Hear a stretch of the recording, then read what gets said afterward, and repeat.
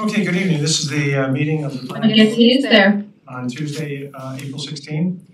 And call meeting to order. Is there a motion to open the meeting? Motion. Second?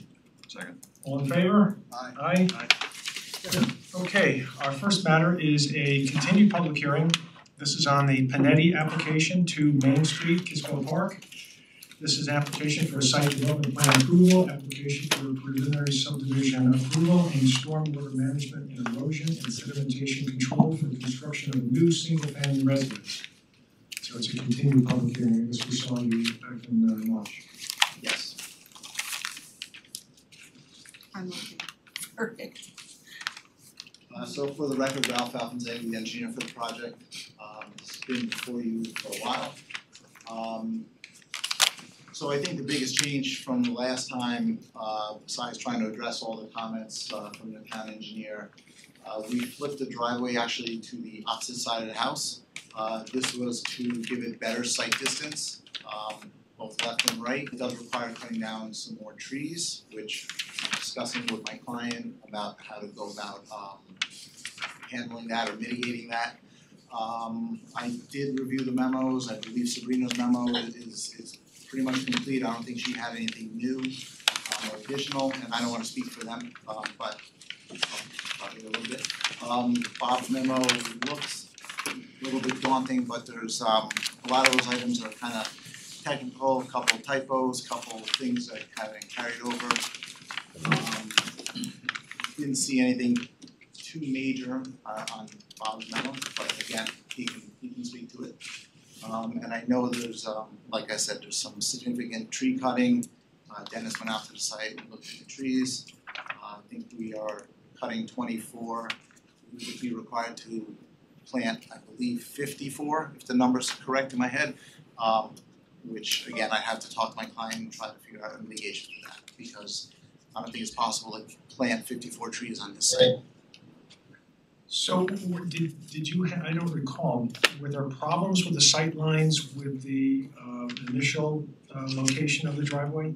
Yeah, it was extremely tight, and as Bob pointed out in his memo and speaking to him, this site has GIS topo, so it's downloaded from Westchester County GIS, especially on the road in each direction, and if that's off 6 inches, then the sight line doesn't work. Right.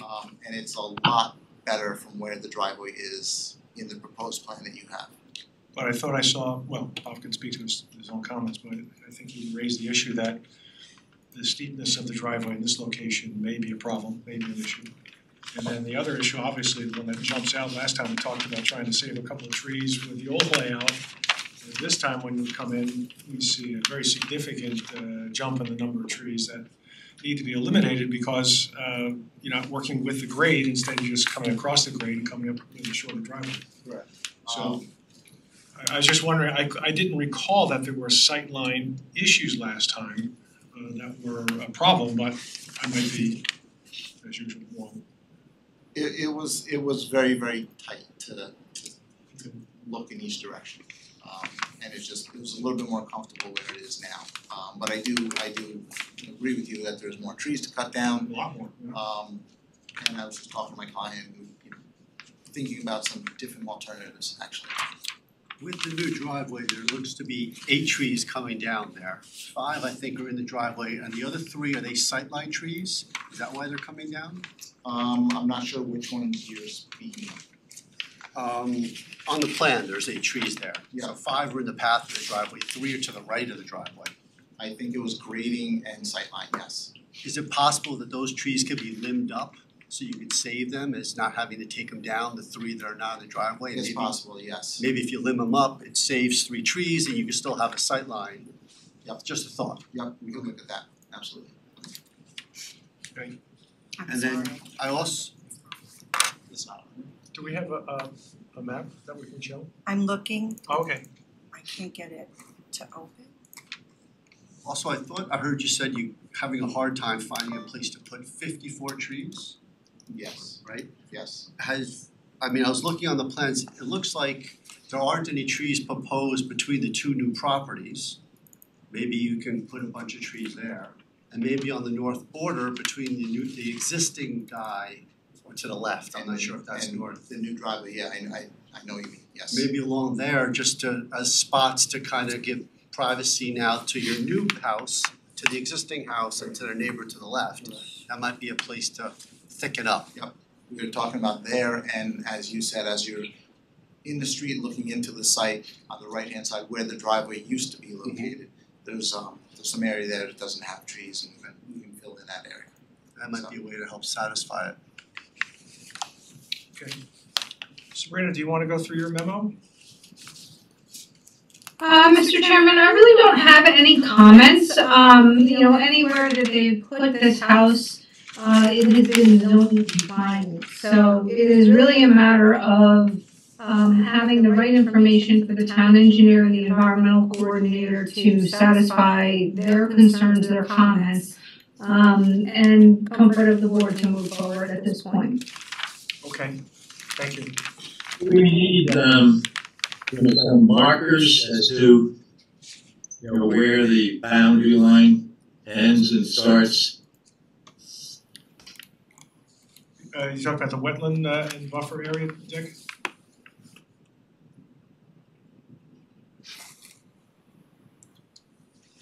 Dick, were you asking about the wetland and the wetland buffer demarcations? Yeah, I think my piles of stuff here are a little messed up. Okay, here we go. Yes. Ralph, Yeah. where do you want me to go? This is mine, That's yours. yeah. Plans. Yeah, I just gave you the plans, right? Mhm.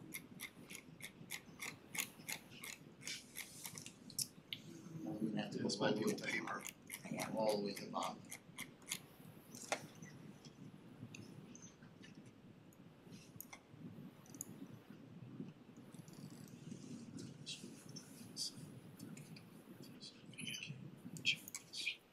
Okay.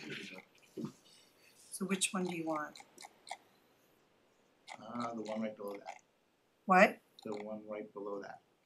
The one below Yeah, this? two below that now, one more, One more, there we go. okay. Okay, great. Bob, you had comments regarding this matter. Yes, thank you, Mr. Chairman, members of the board. The majority of my comments, as Ralph said, I did speak to him earlier before the meeting, there are a lot of technical items regarding the stormwater report, the site distance lines, and just some of the measurements and demarcation of all of the items that are required on that water surface line. Two things that I think are of significance, as you stated earlier, Mr. Chairman. I would recommend that at least where the driveway may ultimately be, either to the north or the south, at least leading down to the residence to establish the first floor and garage slab.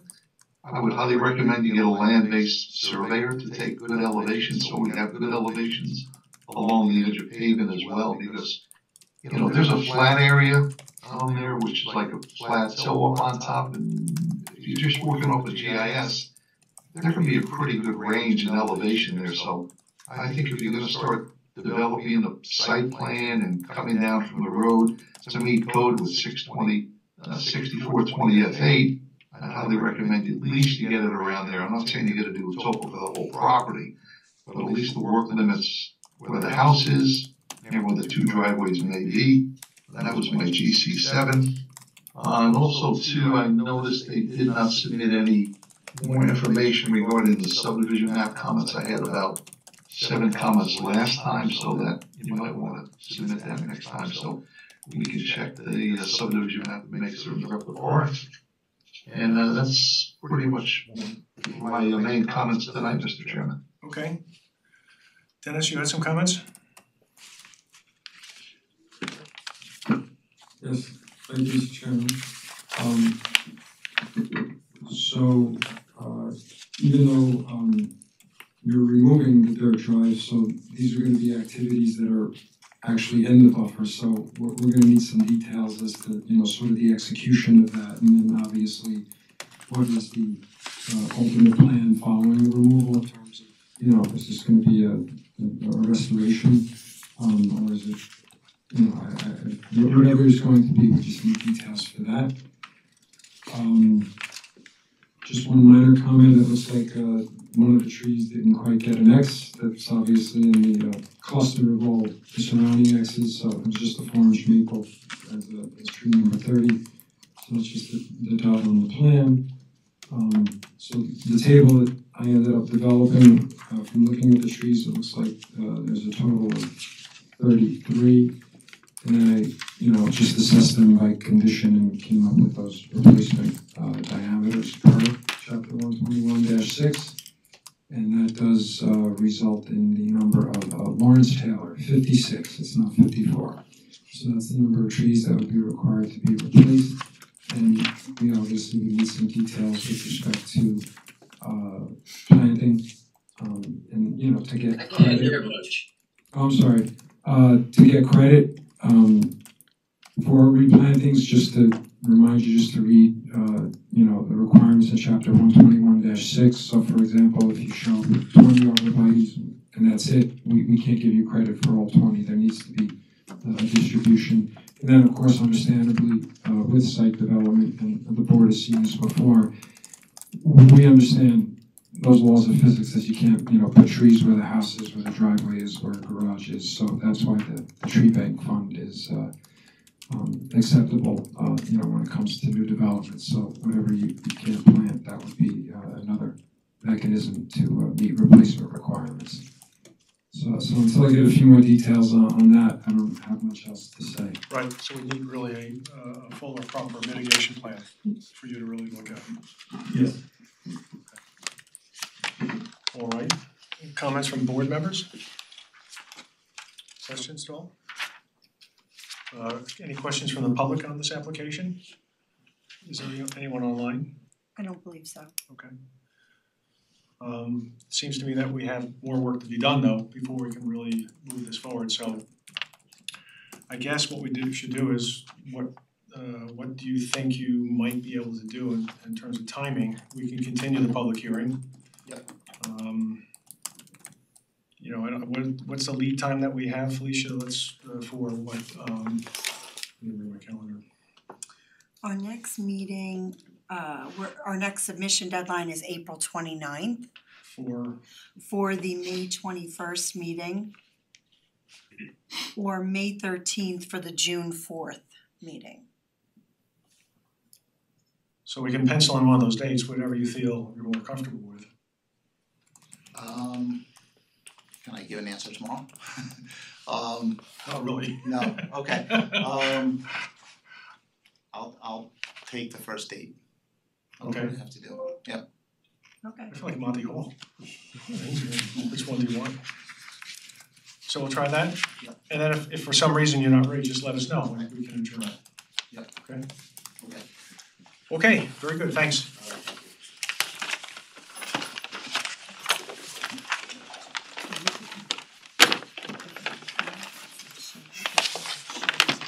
We're about to go on, I know that the singing helps, but so we're about to go on, the singing helps, but. Thank you. Love you. Who's talking? Just someone from the. That's why I share voices. Yeah, It's early in the night for that. too early. Yes. It's only on item 2. All right, item number 2. So this is the Jagger Realty, 238 Sawmill River Road, application for a site development plan approval for the installation of Tesla electric vehicle charging stations. We last heard this back in November. Right, good evening, I'm Henry with Tesla, I was here in November, good to see you all again. I have Dave Rivette from Dewberry, our engineer, we have Barry Dean, who is our traffic engineer. Since our last meeting, we did a few things, we did a traffic study, parking study really, of the property, which we presented. To talk about that, I'll have Gary just give a brief synopsis. On our plans, we did a few changes, minor, but I think everybody's gonna be happy with the changes. There was a layout change where we found a way to reduce the number of stalls that we're removing from the property. I think we were removing 3 stalls, now we're just removing 2. And we added a general parking sign for to show people that those parking stalls are available for any car to park. We proposed a sign, it's in our plans, we can talk about, what sign the board would like, if you guys like our sign, or would you like to modify it? That was pretty much it from our end. I would like to open it up for questions now. We could also talk about the parking study. Well, yeah, why don't you do that, just give us, the conclusion of the parking study, and I think our consultants looked at it as well, so we should have those, that conclusion, I guess. Good evening. My name is Gary Dean. I'm a principal with the firm of Dolan and Dean Consulting Engineers. We are headquartered in Somerville, New Jersey, but we work all over the Northeast and licensed engineer in New York, Connecticut, among other states. And we've been working with Tesla over the past 5 or 6 years for these types of applications wherein superchargers are proposed for installation, typically within shopping centers. And working with Sabrina and your staff after the November meeting, we scoped a fairly comprehensive parking study of the plaza. Normally, traffic engineers, we take a representative weekday, we look at a representative weekend. I think for thoroughness, staff had asked 2 things. They first asked us to study an entire week in December, which happens to be peak shopping activity for retail plazas, also with Spaccarelli's restaurant. As it turns out, they had their holiday party on one of the days where we did our study. And then as a follow-up, we were asked to go back in post-holiday season, and we were there end of January, beginning of February. We've submitted correspondence to the board that I prepared. It's dated February 22nd. And I know there's a lot of charts and figures, but we wanted to be very thorough in documenting how the parking demand ebbs and flows within the center.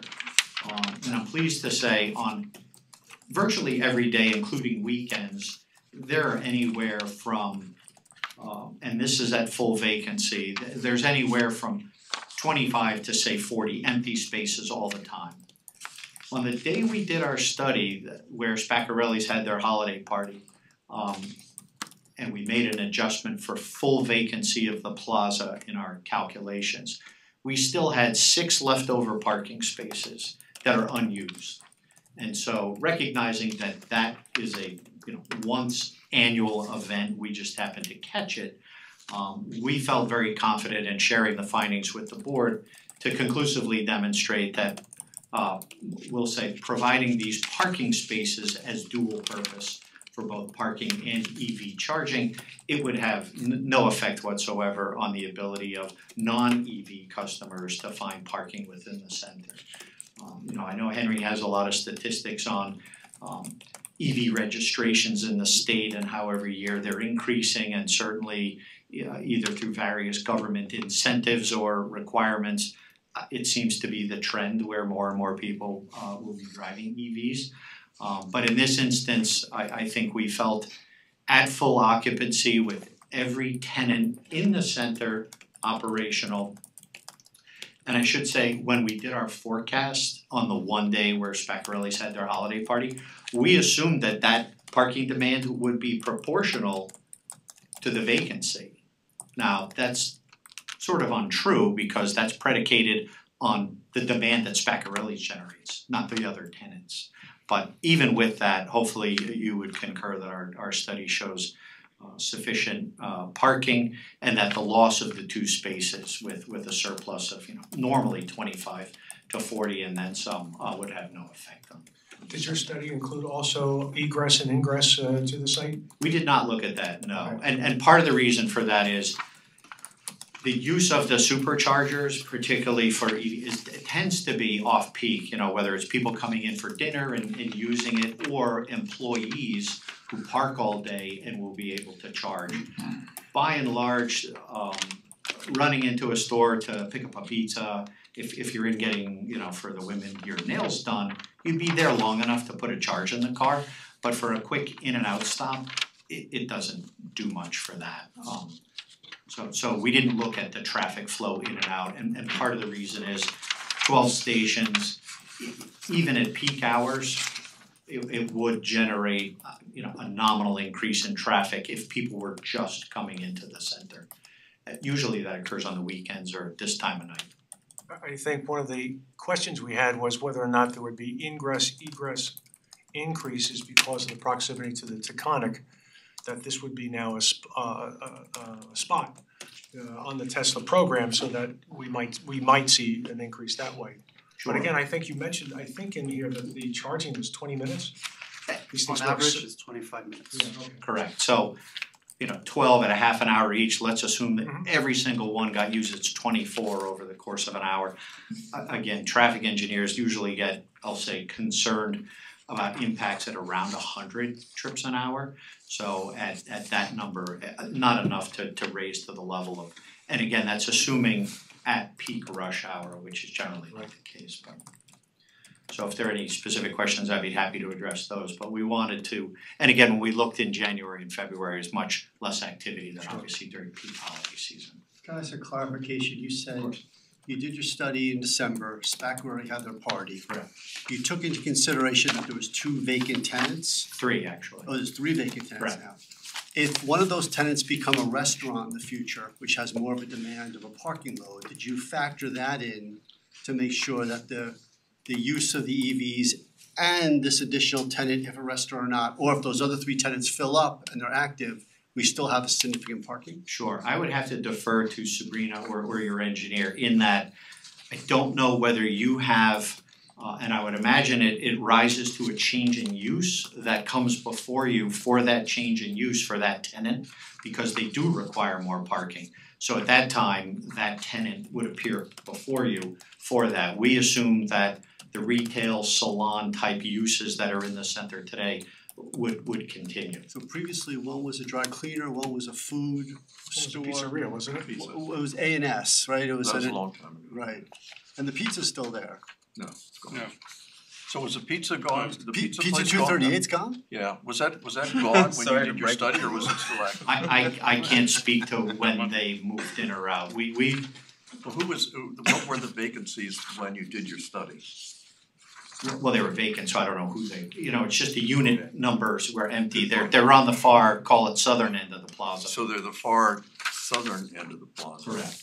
I think it's the eastern end, but that's okay, Yeah, western it's- end, doesn't matter. They're at one end, We'll say furthest from furthest from the the entry. driveway. Yeah, but the pizza place is right on the corner of the Correct. entry, and to your knowledge, that was not one of the vacancies. Correct. Okay, so, So they're still there. no, they're gone. They were there But they were there, but they're Yeah, I'm gone. just trying to say that In the there numbers, was they're a food restaurant user there Yes, in the that numbers. carried a big load. Is that load In the- considered in your analysis? Yes, numbers. because Okay. they were there when we did our study. Gotcha, So okay. assuming a restaurant swaps in, it would be the same. If it's a retail tenant, then the numbers would be further Would suppressed. be less, Correct. agreed, okay. Yes.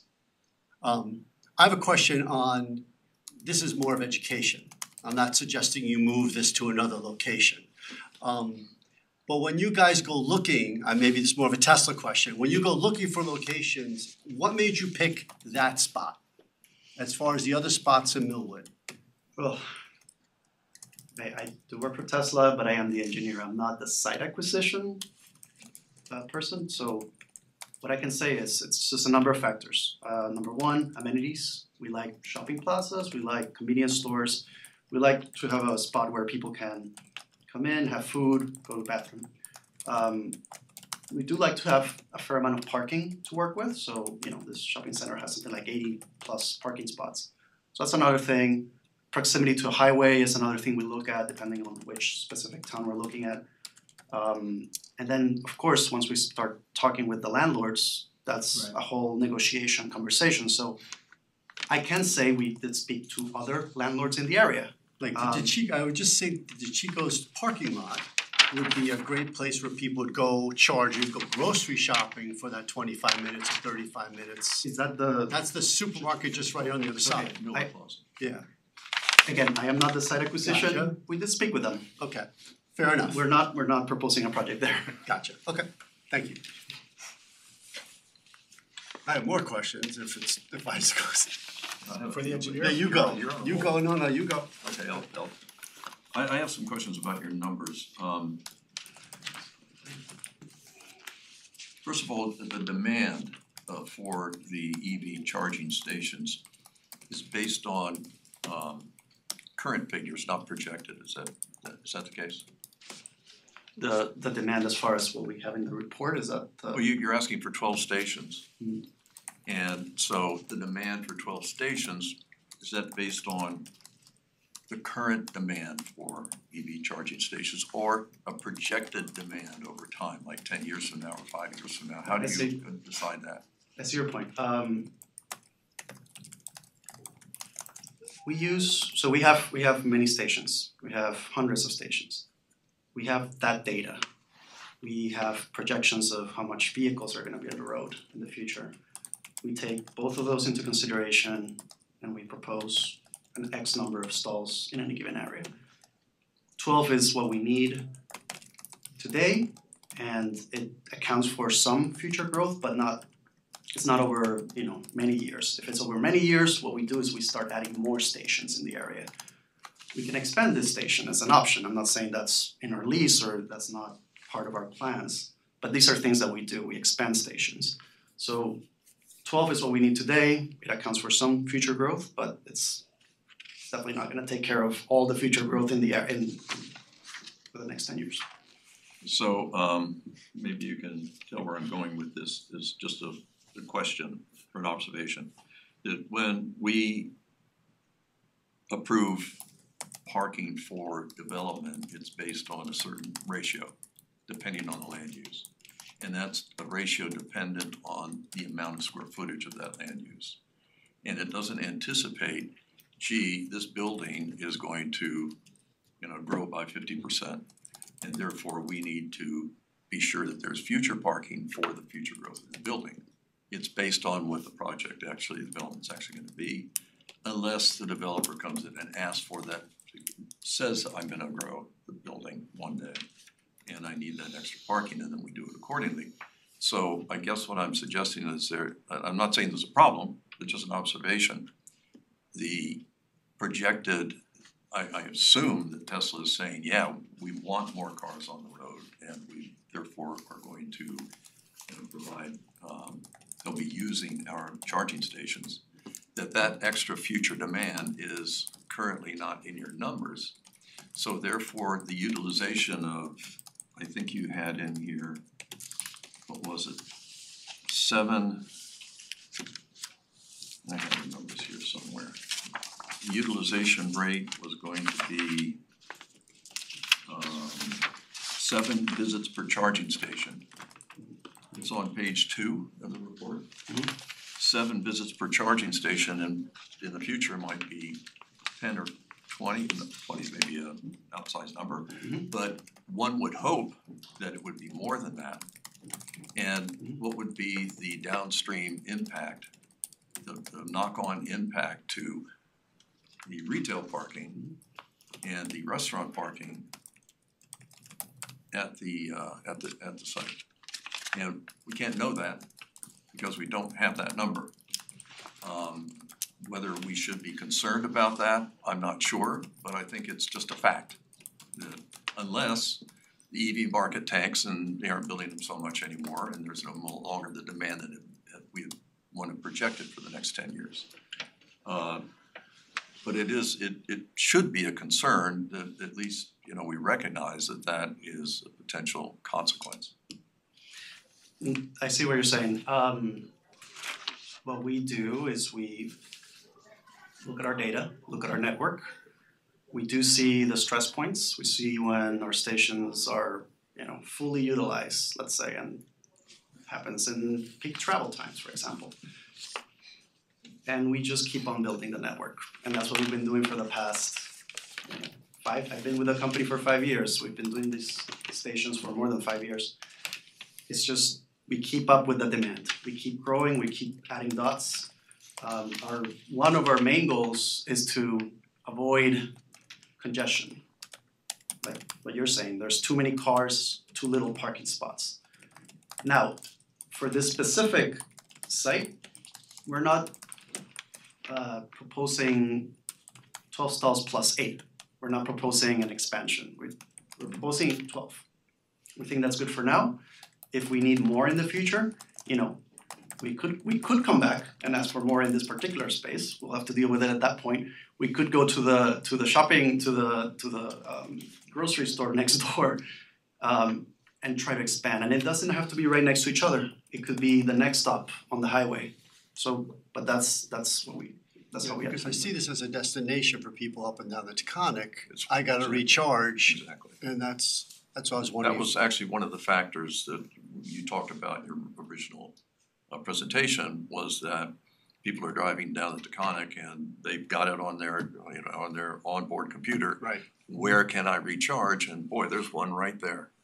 And we can't know what the percentage of those drivers, or the utilization rate, what percentage of those drivers are gonna be using these charging stations, because it's not in your data anywhere. But there is that attraction that is call it an attractive nuisance from the point of view of could be end up being because there are more cars in those stations that aren't actually using the retail facility. Right. But I think it's more than an attraction, I think it's a direction. Because Where's the people really closest, will be directed to that location. Where's the closest one to here? And while you're looking that up, just wanna make sure you still do, where when I'm in my Tesla, I don't have a Tesla, when I'm in my Tesla driving in the Taconic and I need a charge, and I go on the screen, it says, here's the closest charging station.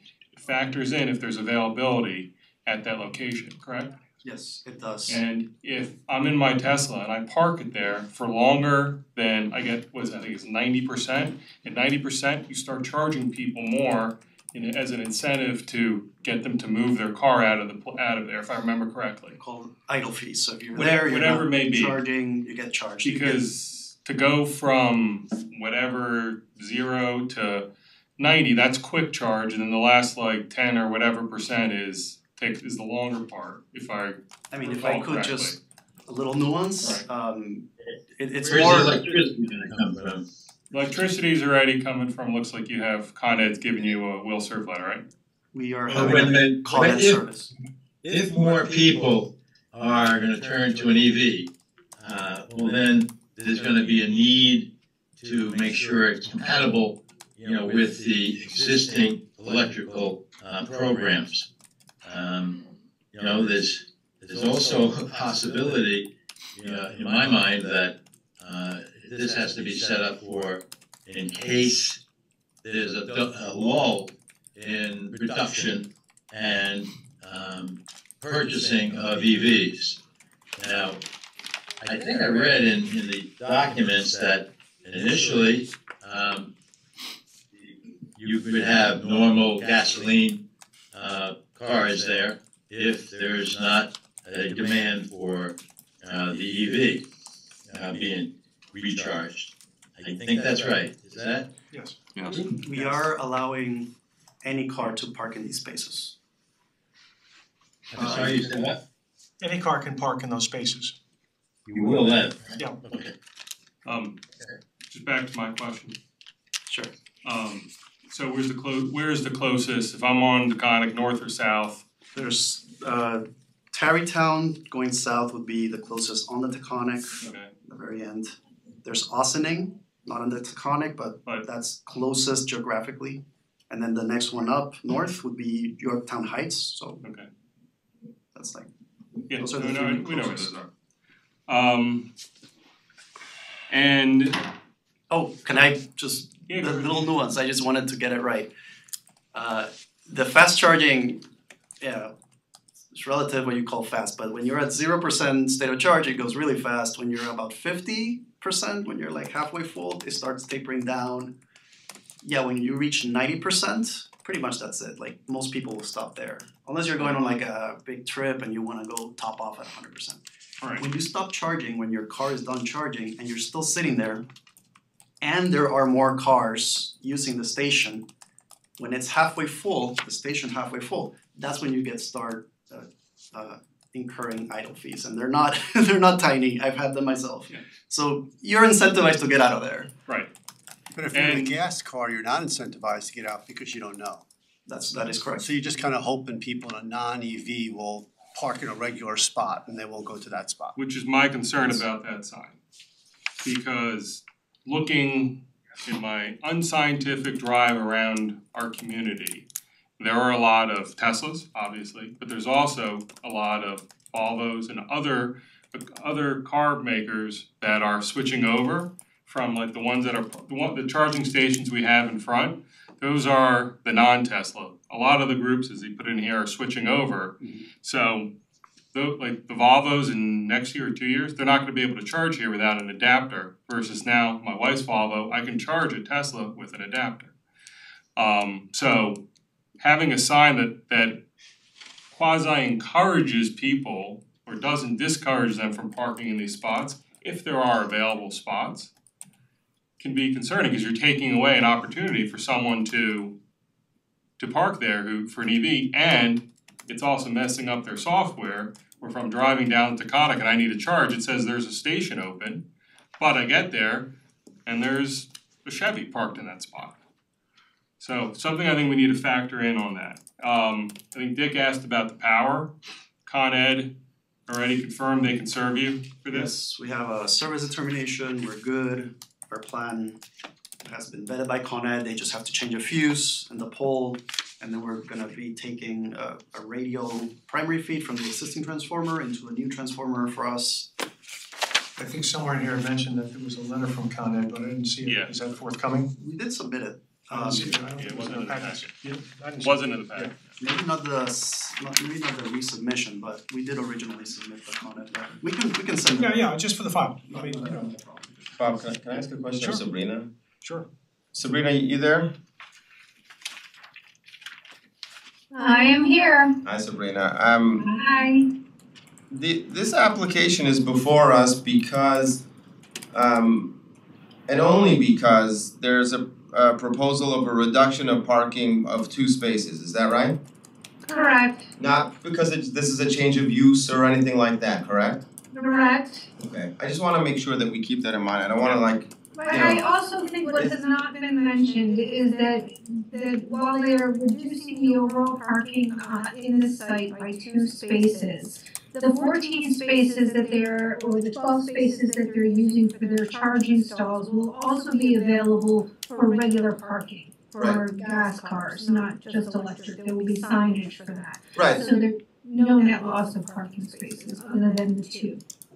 Right, that's what we were just discussing, Yeah, and I and think there are there's pros and cons to that for sure, but ultimately, the question being before us is the reduction of 2 parking spaces acceptable or not? Well, in the Correct. context, And yeah, in accordance with the town's traffic and parking consultant, Starkit from Creighton Manning, he indicated that we can suffer the loss of the 2 spaces. so I just wanna be sure that I understand this because we're talking about a reduction of 2 spaces numerically, but we're talking about the increased demand on the existing spaces. Because we are talking about a new use which has its own demand. And the demand we're talking about, which is beyond the users of the shopping center, are the very people who are coming down to Taconic looking on their computer to come here. So the net loss is if you look at a plan, it's 2 spaces. But if you look at the use, it's more than that. And I think that I think the task here, and you guys have done the study, which is, I think, helpful to get there, and I'm not suggesting we're not gonna get there, because I'd like to get there. But it's, what is that increased demand? And what's the demand profile through the day? And how does that impact the users and the tenants in the shopping center and the people who wanna use the shopping center? And it's gonna be more than, it has to be more than 2 spaces, I mean, it just has to be. Otherwise, you wouldn't have people coming down, you wouldn't be attracting people coming down the Taconic to use it. So it's an increased use. It's almost like putting another use on the site, and we have to determine how much parking we need in order to accommodate that use. And that's why we went through the labors that we did. Exactly. And other than the Christmas party, at all times, there were at least, and I wanna get the right number.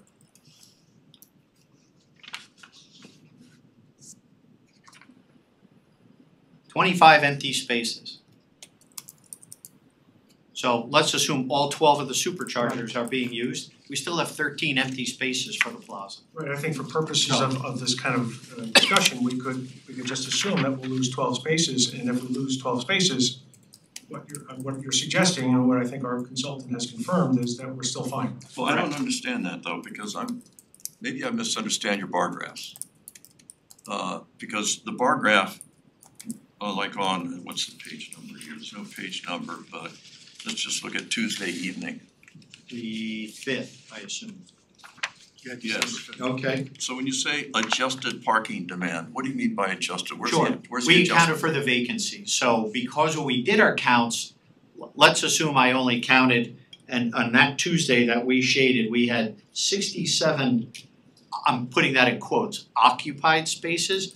We didn't, we only had 45 occupied spaces, but when I proportionally adjust that for the vacancies, It's a 1.4 ratio. we've calculated that up to be 67. So Okay, that clarifies that. that may never happen, but I'd be remiss if I didn't consider those trends would Right. be exhibited for the future tenants. Okay, got it, so now I understand that, but now what I don't see here, you said you did it for the full week, but I don't see Saturday Yes, evening. no, we didn't do Saturday evening because those retailers closed and then the restaurants opened. When do the retailers close on Saturday? Do they close any earlier than they do on Friday or Tuesday or? We stopped at 3 only because typically with retailers that call it midday, that's the peak time for retail use and whether you're a consultant or we show you those trends, retail spikes in terms of its demand, noon, 1 o'clock, 2 o'clock in the afternoon, and then it walks down, and again, the nail salons close at 5, et cetera, If so that's then the restaurant gets busier at 6 and 7 o'clock as those retailers have declined in So activity. So what you're saying that the data past the time when you are saying the retail use drops off, it's in every chart, isn't it? Correct, and if you'll notice on Saturday, the peak time of demand is right as I thought, 2 o'clock in the afternoon. No, the peak time of demand isn't here because I'm guessing the peak time of demand is when the restaurant opens up. The restaurant has more parking than all the retail put together. Well, it can't because we have 83 spaces. No, then, I'm sorry, all the retail put together, not including the restaurant. I understand, my apologies. Yeah, so that number is not here, and what you've said is that, well, and I understand the staff holiday situation, and I guess the restaurant was at capacity for that purpose. But what is the use of the restaurant on Saturday night Sure. for regular patrons? We didn't look at Saturday night, we did look at Friday night at 7 o'clock, which I would expect is peak restaurant demand. And we still had, and again, assuming full occupancy of the center, and further assuming what drives that extrapolation is the actual restaurant parking demand, we still had 25 empty spaces. So logically, I would think it's going to be the same, if not, we'd have more vacant spaces on Saturday than we would on a Friday night. I'm sorry, I Just with just the retail. I just don't buy that. I mean, you know, the stores in Millwood Plaza on Saturday are open as late as they are during the week. They're still open. And let me finish. And often, and actually Millwood Plaza is an interesting case because that shopping center parking lot is packed in the afternoon, pretty much all Friday towards the afternoon. Saturday, you actually now have people circling. It's because the business is doing so well. DeChico's is very popular and they're doing really well. So I guess the suggestion that the retail on Saturday up to like Saturday 6 o'clock in this particular shopping center is de minimis, and it's not going to impact the numbers when it actually is in the Friday numbers and the Thursday numbers and the Tuesday numbers. And so what I don't understand, you said, I don't understand, why isn't Saturday in here? Sure. Just in my defense, we spent a lot of time working with staff as to when to conduct this study, and we concurred with their guidance. And so by looking at a Friday night, I believe I can logically conclude that the findings on a Friday night are going to be virtually identical to those on Saturday. I so But disagree. but then we also have, if someone's a restaurant patron and they have an electric vehicle, which we know that trend will increase in the future, they're going to avail themselves of that charger. So we're not taking away parking, we're just giving them a bonus to park in that parking Okay, lot. we're not talking about that yet, we're talking about the lack of data for what I believe is the most busy time of the week. Spectorelli's is a family restaurant. People take their families out on Saturday night. My guess is that that demand is higher than Friday. And whether it is or not, we're both guessing. And we're not supposed to be in the guessing business here, we're supposed to actually know this. And so if you're saying that the staff, I guess Sabrina said you don't have to do Saturday, then I guess it's on us to understand why not, and I think that it behooves us to know that answer. If I may, it was not Sabrina making that decision, it was the town's traffic consultant, who reviewed the scope that the applicant provided. And Sabrina, I was gonna just say what you just said. Thank you. And your traffic engineer appears that he didn't start doing this last week, it's been around for a little bit of time. I didn't catch his resume, but how long have you been doing this, sir? 40 years. Okay, so in your professional opinion, do you feel like you can take the information you have here, the guidance that it seems came from our own traffic engineer, and make the conclusion that there's not going to be a materially negative impact on availability of parking on a Saturday night at this location? I think from what I've heard from Henry, the commitment you. Who's Henry? I'm sorry.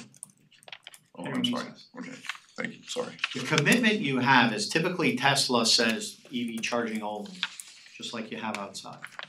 I don't know whether you consider the loss of the 2 spaces you have out front as a loss of 2 spaces, or it's just an amenity for EV charging. So we have that exact same scenario. The fact that Tesla has elected not to impose that restriction means anybody can park there. So if the restaurant's as busy as you believe they are on a Saturday, this application has no material effect on that operation. The loss of 2 spaces, given that we had 25 empty on a Friday night, I think my conclusions are this center will not suffer one bit from having these chargers installed. And in fact, it may enhance customer activity for travelers who stop in and say, hey, I can charge, now I'm gonna visit these businesses. Okay, I'm sorry. I just want to reiterate, it's not the loss of 2 spaces, because there's an increased demand. And you may not understand that, or you may not agree with that, but it's a fact, and this is what we need to understand. So that as a premise is not a premise that I'm willing to accept. And I've been doing this for 40 years, doing master planning and reading traffic reports and working with traffic engineers. And I see a flaw in the data. And we have reviewed traffic studies on many projects here, much more complicated than this one, and understand them quite well. And just a basic data point, which seems to be omitted, which could actually very well be the highest demand time of the week, is a hole in the data that I just think we're responsible to see. It may not make a difference, but I think we have to have it in order to understand it. That's fair, I understand. So the range of, so it is a loss of 2 spaces, but I completely agree that there's the potential for an increase in demand, which would make it more challenging to understand how many spaces might ultimately be lost. But ultimately the range is between 2 and 12, right? Because in the worst case scenario, right, they're completely full all the time and people are incurring the idle fees and whatever, but it's still the loss of 12 spaces total. And I hear what you're saying, Tom, about the Saturday night. It sounds like the applicant did the right thing by consulting our town staff, and the staff told them to speak to our engineering consultant who gave them guidance. And so it's up to us either to demand that missing piece of data or make our best judgment about whether up to 12 spaces impacted is problematic. It almost seems like though Tesla's demand, the high point would be Friday and Sunday nights. If people are going up and down to Taconic, you know, leaving the city going north and coming north back, those are the big nights that, you know, they might be doing the destination, get off the Taconic and charge. And Saturday might be a quieter night for people using the Taconic. The one in Maybe. Tarrytown, it's the biggest demand that I've seen there, it's right by the hotel, is in the morning, people that are charging on the way down, like we're talking 6 to 8 o'clock in the morning, charging before they head into the city where they can charge. There sometimes there's a line, but that's Tarrytown where I don't think they have 12 there. But by the time you get to 10 o'clock in the morning, it's empty.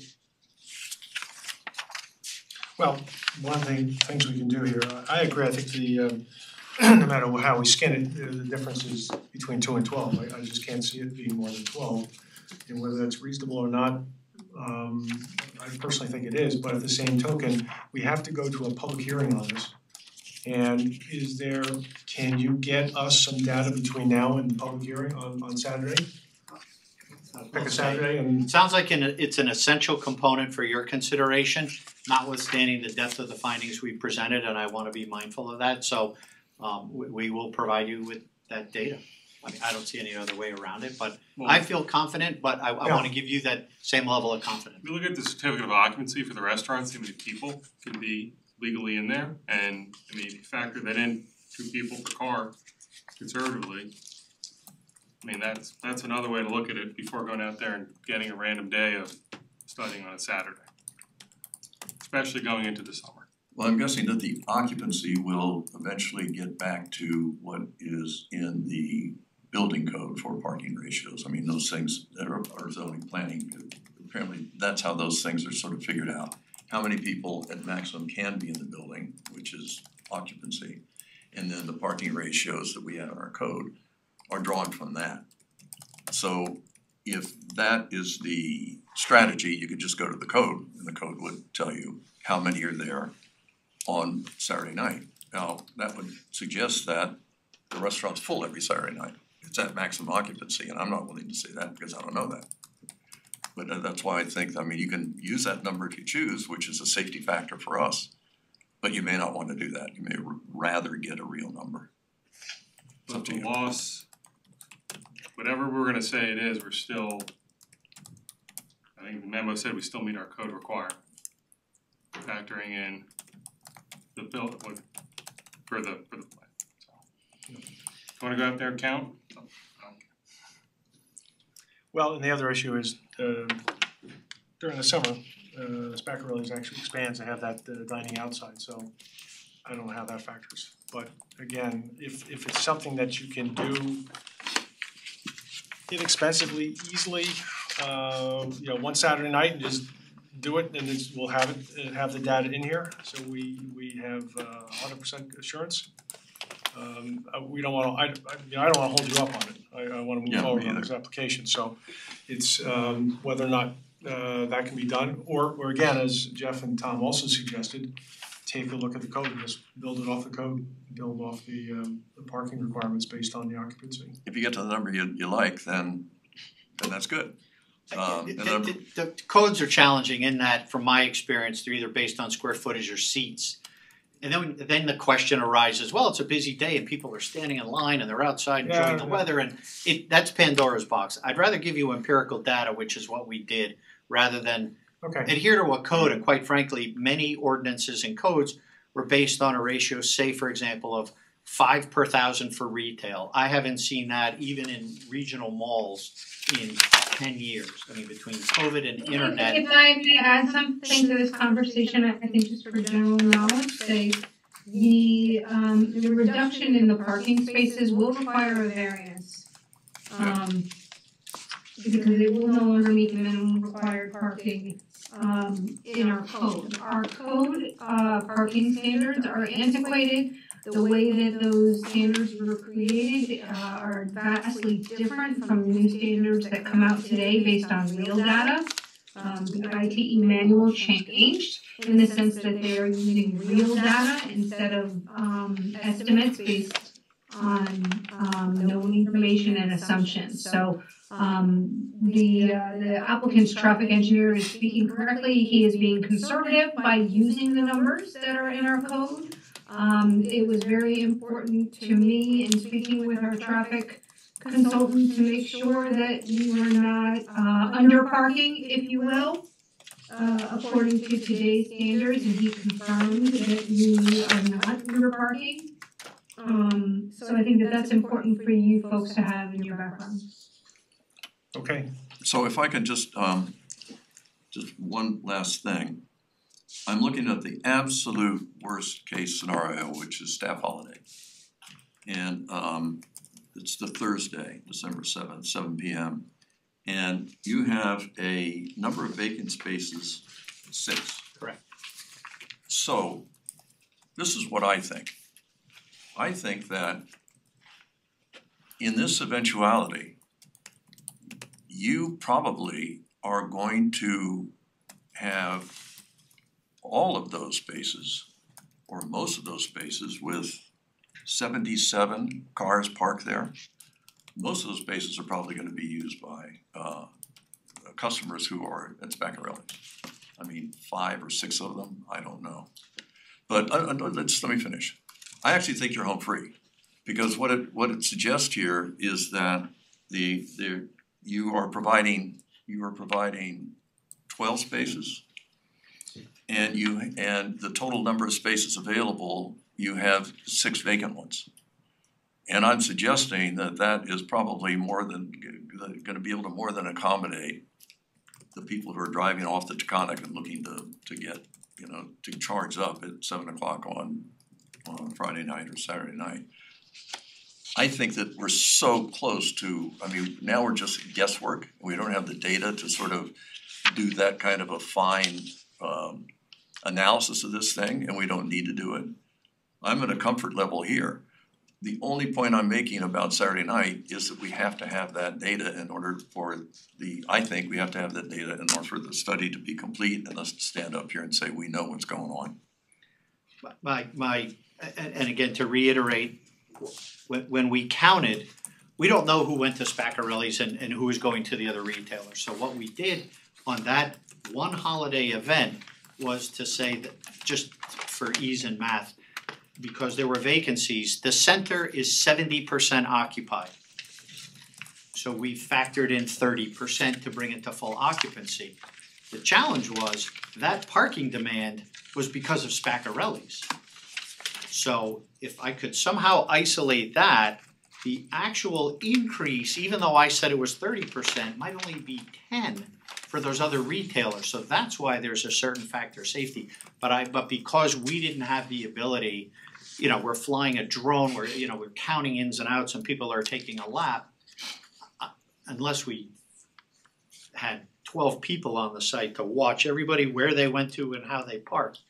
There's no more refined way I can do that. But your number is 1.42 for the 3,000 square feet, your ratio of parking, which is like 8 per thousand or something. You're using essentially the Spaccarelli's, the restaurant ratio. That's my point, which Right, those so vacant retailers wouldn't exhibit. So what I'm suggesting you do, I'm not sure that you need to do that. Why not go to the code which says 5 per thousand? And that reduces the number of spaces you need to have in here for the background retail and gives you more vacant spaces in your analysis. The only challenge with that methodology is it doesn't reflect the temporal variation in parking demand. You're assuming it's whatever the number is, 5 per thousand for that vacant retail, but at 7 o'clock on a Saturday night, it's probably more like 1 per thousand, or excuse me, whatever the number is. It's not 5 per, yeah, 1 per thousand. But you have the same variation with 1.4 you apply to all the retail. So I don't understand what because it's aggregated. We looked at the entire center and its square footage. I can't Just trying to help you proportionally here. adjusted. No, I understand, but it It might sounds be an like easier way to get by the situation, but again, I still think we need a Saturday number. But I think you're gonna get we're there. left with that, I think so. you're already there, actually. I think over the next, as long as we're outside, and I believe we are, spring breaks and things that tend to influence traffic and seasonal demands, if we get this snapshot in the next 2 weeks, we'll submit one more supplement to you, but I think at that point, I'll leave it to you as far as scheduling, but I think we're. Okay. What we can do is, let's try to schedule it now. I have one more Oh, question, go ahead, please. doesn't deal with parking. Can you go to C4? Sabrina's. Can you go to? Would, I appreciate that you're letting non-EVs park in the spots. To avoid site clutter, would you consider taking that sign and not having its own bollard, but maybe putting that parking sign on the Tesla device itself? So you don't have to have 12 bollards, 12 freestanding signs, it saves you some money, and it's just less site clutter. I know it's a branding issue. Yes, I cannot agree to that. Okay. Sorry. Bollards there for protection of the. And they had protection, that's true. The bollards are for protection of what, the sign? It's No, not by that someone code. doesn't drive their EV, hit that thing and blow up. It's not necessary by code, however, because we're allowing non-EVs to park there, it makes a lot of sense to have Oh, so if the bollards. sign wasn't there, the bollard would still be there? I don't know, when I was putting in my charger, I went through the whole process and got Bob to actually agree for me not to have the bollards in, but it's you have to have 48 inches between the bollards, it's a whole impact zone. I have a pickup truck, so my impact zone's higher, then, you gotta factor in a big vehicle, if it hits that thing. So if the sign wasn't there, we'd still have the bollard? That's my I believe question. so, So it's not, we do a lot of stations that don't have bollards, that's not a requirement. Because we're putting a sign, we can put it on top of the bollard, because there's EVs allowed to park here, it makes a lot of sense to have a bollard for protection. It's not required because the dispenser is not energized if it's not in use. So if somebody hits it, there's no hazard. But in this situation, I think it makes a lot of sense to have a bollard. So here's a real regret, is that? Yeah, I'm just trying to get less stuff on site, I understand. that's all. We could, something we've done is just have less signs, have a sign that has an arrow and a sign that has an arrow and just say, general parking in these two directions, so there's less signs. We could have one sign. Those are like kind of the two things that come to mind. Gotcha, okay. I apologize, Bob and Sabrina, I know you had some thoughts on this and we didn't call on you guys to hear your input. So Sabrina, do you have some thoughts on this application that we haven't beaten into the dust? No, I'm pretty much, my comments have been covered by all of your comments, so there's really no new information. I think that if the applicant is willing to do additional, counts on Saturday, that we need to factor that into the timing, and if the board would like to see a draft resolution, we can have that prepared as well. Okay, great, good idea. Bob, did you have some thoughts? I just had one comment I had on my previous memo, for construction purposes, I would highly recommend that you utilize the sketch I have given you, which shows underground infiltrators on the north side, where the Con Ed facilities are gonna go, there's a propane tank, there's some piping, there's some catch basin underground facilities, I just wanna make certain during construction, those things are not impacted in any way, shape, or form. So I would like to see those items that I gave the sketch on based on the as-built survey superimposed on these plans as well, just so there's no problems during construction. And that's all I have for now, Mr. Chairman. Yes, we will add that to the next revision of the plans. Great. Dennis, did you have anything? Okay, great. So, what do we look at for a schedule? And then we'll leave it to you guys to see what you realistically think you can do. Our next meeting, our next submission deadline is April 29th. For the May 21st meeting. It's probably a little bit too soon, right? No, I can do that. Oh, you can? Yeah, sure. For the study and everything? Oh, great. Yes. It's in 2 weeks. Yes, and you're the boss, I assume you want this thing sooner than later, so we'll make sure it It happens. is, it's true, but can I ask, would this be a public meeting? Yes, it'll be a public hearing, and what we'll do is, if the board is so inclined with a resolution tonight, is instruct staff to have a resolution ready so that, assuming we close the public hearing, we can go to a decision and you're done. That'd be fantastic. Those are the words that most people like to hear. Yes. Is it the 26th? No, May 21st is the meeting, April 29th is the submission deadline. Oh, the Monday, So, listen, pressure's on me, I can do it, I'll deliver. Alright, Today's the 16th, so I'll, let's get the drum ready. we'll get it ready. Alright. Super, fantastic. Thank you for the accommodation. Thank you. Yep, you bet. Oh, wait. Oh, yes ma'am. It's not public, but we'll take your comment, sure. You're here. Anyone who can listen to us this long earns the ability, the license to speak. Hi, Nicole Richey, Overlook Road, Austining. I was gonna hold comments until the public hearing until I heard that you're gonna have the resolution ready, so decision would be made very promptly. So I'm delighted they're gonna be possibly a supercharger in Millwood. There are superchargers all around. Well, the closest one is at Staples, that's an EVgo supercharger. In Yorktown, there's an EVgo supercharger behind Taza Cafe in Katona. There's one in Austining. There are 12 banks Tesla chargers that are never being used. And then there are 4 EVgo chargers in Thornwood. So we need one here. And the thing is that people in Newcastle who own EVs are not, well, I don't know what the statistics are, but everybody with an EV has a level 2 charger at home. So what we need are superchargers, not just for the people getting off the Taconic, but also for the local residents.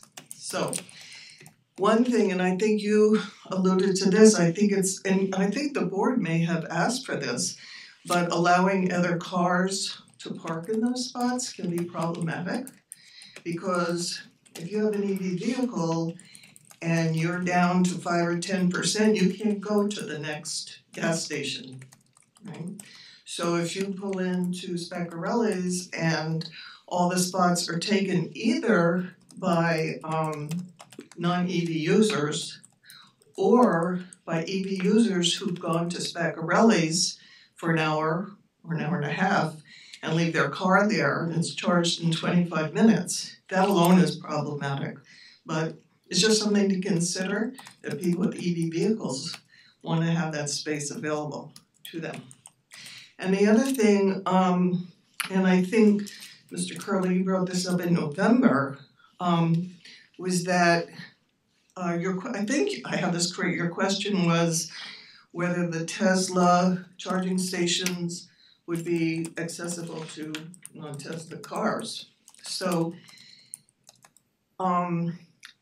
you can buy an adapter and it's not recommended at all. However, Tesla does make what they call a magic dock supercharging stations, where there are 2 cables, and one is for Tesla, and one already has the connector for CCS outlet on a car. So I wanted to make sure that the Tesla stations are going to be magic docks, so that those superchargers will be available, especially given that Tesla just, I think today, announced they're getting rid of 10% of their employees, their sales are down, but the sales of all the other EVs are up. So I think that's a really important consideration. In fact, both of those things, you know, especially given that the direction we're going in is more and more EVs, and we want people to have more and more EVs. So if it's going to be difficult for people to charge, it's not going to be an incentive. You know, along those lines, and Larry brought this up before, but thank you for those comments. Would the board be comfortable with segmenting, say 6, I'm just throwing a number out, 6 of the 12 that will be reserved only for EVs, so that there's some assurance that there will always be EVs available, again, based on whatever we see from the study, from the numbers. Is that something that makes sense in view of some of the comments that we're hearing here? Or, can we do it or?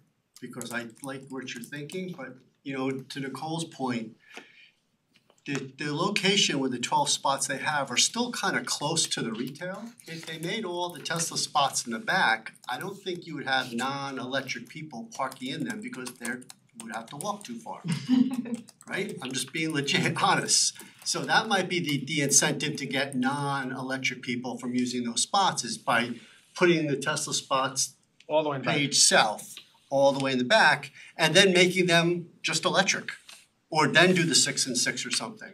I know it gets a little out of the way for you guys, but it would, people are lazy, they wanna park as close as they can to the restaurant, as close as they can to the retail, and this would be a way to disincentivize them to take up your spots. And full disclosure, I have an EV vehicle.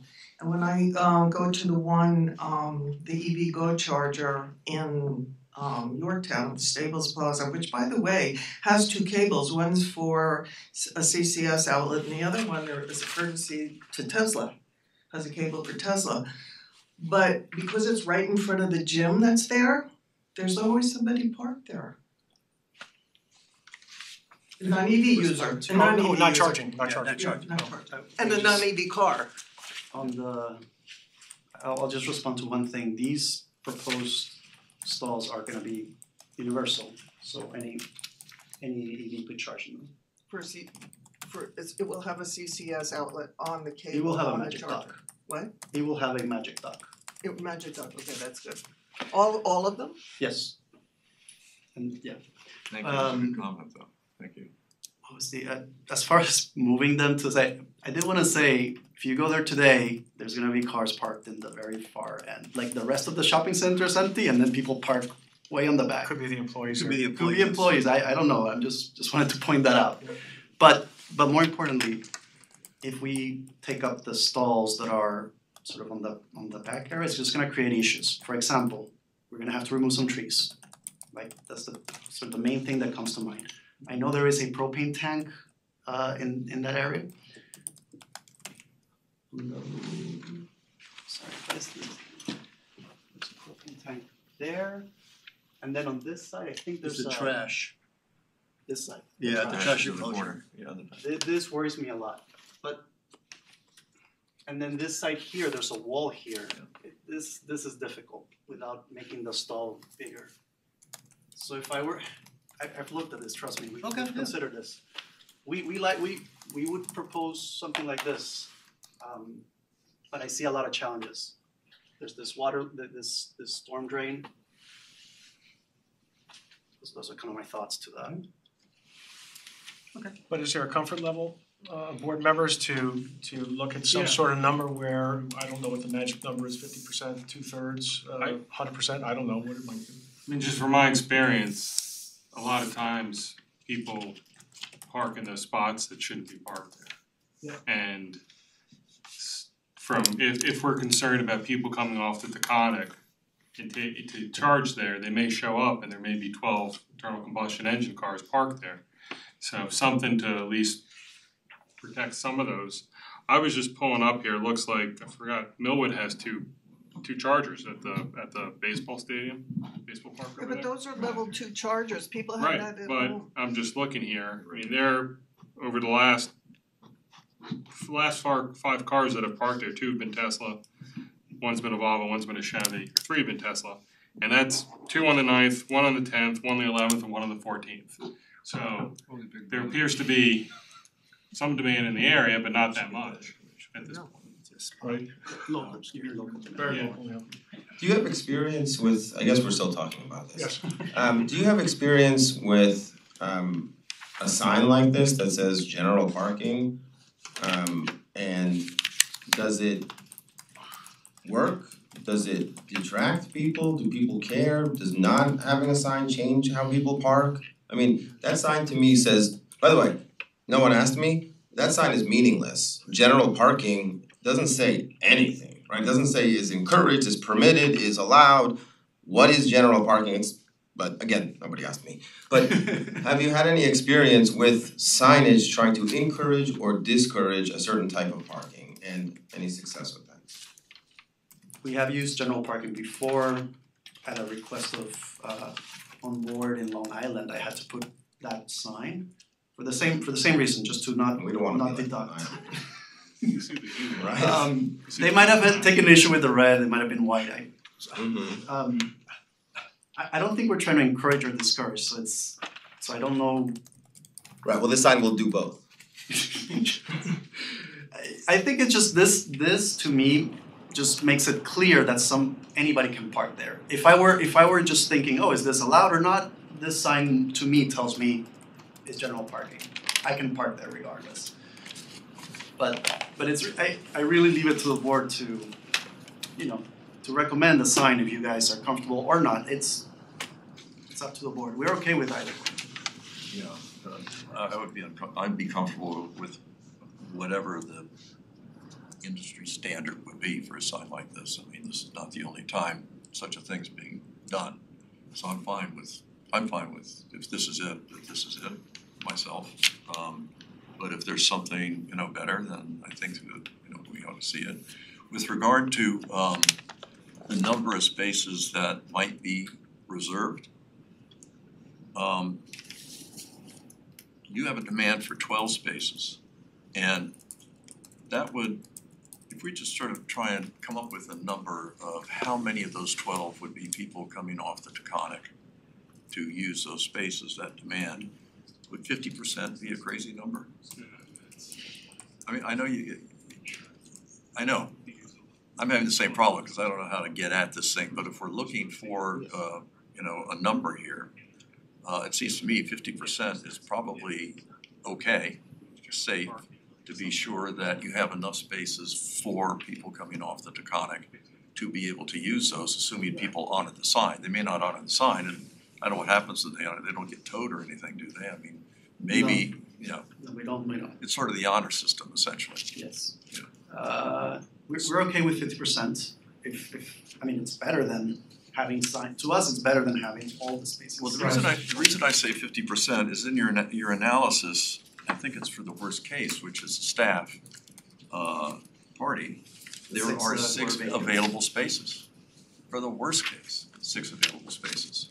So if those were reserved for people coming off the Taconic, then that would be satisfied, and the total demand for people who are coming to the shopping center would be satisfied as well. Seems safe. I mean, I'm okay with 50%. I think you're getting local residents that will use it. Absolutely. It's not just at the Taconic, but we're okay with 50%. That seems to me, as an EV user, that it's nice to have some spaces that don't have that sign so that people will avoid them. And I promise, I'm guessing that if the last spaces are those 6 and you don't have an EV car, you're gonna park there anyway, because you're not gonna leave. Yes. So it's really. Because we're not enforcing it. We do these stations without signs all the time. I mean, somebody can park in there, there's not gonna be a problem. okay. All right? Well, think about that, take a recommendation when you come back with us and when we talk. And maybe it's not general parking, maybe it's EV parking only on those 6 signs. Yeah. Maybe that's a better way to do it, less ambiguous. So Do 6 that say EV only and just leave it at that, and then the other 6 forget about. Yeah, just food for thought. But for a submission, we have to put something. I would rather the board. I'm laying it out there for the board to. If the board wants to tell me what signs we should put, we'll put that sign. So that we don't have to come back. No, we will come back, but so we don't have to have a discussion Another next time and then resubmit after that. Right, please. I would think that if you had EV parking only anywhere, people might think all the spots are EV only. Yeah, I would like to have that ability of these people to infer that it really is not supposed to be there when you park your internal combustion. Yeah, I mean, honestly, we want to discourage people with gas cars taking up those I mean, it's spots. just, it's, you know, I hate to say it, it's courtesy. It's courtesy, it's the honor system, and you know how that always works. Do you guys not paint the pavement? Sorry? Put paint the pavement, We try not to, because it's more maintenance on that paint. because it's very clear that it's for those spaces only. If I can be super honest, the fact that there's a charging dispenser right at the end of that stall to me is like should be Kind of like a obvious. leading indicator, yeah. No, but That's what I say when markings. I'm saying EV only parking. Well, you know, Anyway, I think we were concerned about this general admission or general parking sign when we were really unsure about the 12. It seems to me that we're at a point where we feel, we think we're going to be fairly comfortable. So I'm wondering why we just don't abandon this requirement of a general parking sign altogether and just have EV parking. Maybe no signs at all, because again, to your point, it's a charger. I would support no signs. Alright, less clutter, right? I mean, I think we're at that comfort level, we should be, I hope. 100%. Okay. Excellent. We'll do. And we'll get you the Saturday data. Yep. Alright? Great, thank you so much. Thank you. Thank you for your time. Have a Does good drafts, does staff start to draft? Oh, yes, let's do that. Is there a motion then to direct staff to draw a resolution for the next, well, first of all, we have a resolution to schedule a public hearing. so moved. Second, Second. and then there's a directive for the staff to set up a resolution for that public hearing meeting. Motion. Second? Second. All in favor? Aye, Aye. aye. Okay, good stuff. Second? Yeah. Yep. Okay, we move now to, we do not, the Man and Yao application is being adjourned to June 4th. It will not be heard this evening. The next item is the WCE Real Estate Holdings, 160 Joan Corwin Way. This is an application for a site development plan application, wetlands application for development of a new playground at the World Gym. When did you last hear this? When did you last, this is brand new. Brandon. Shows the next Hello? Yep, we're here. Hi, my name is Philip Holland. I'm an architect in Chapua, and I am representing WCE Real Estate, also known as the World Cup Schools. And they are looking to build a playground in the front section. We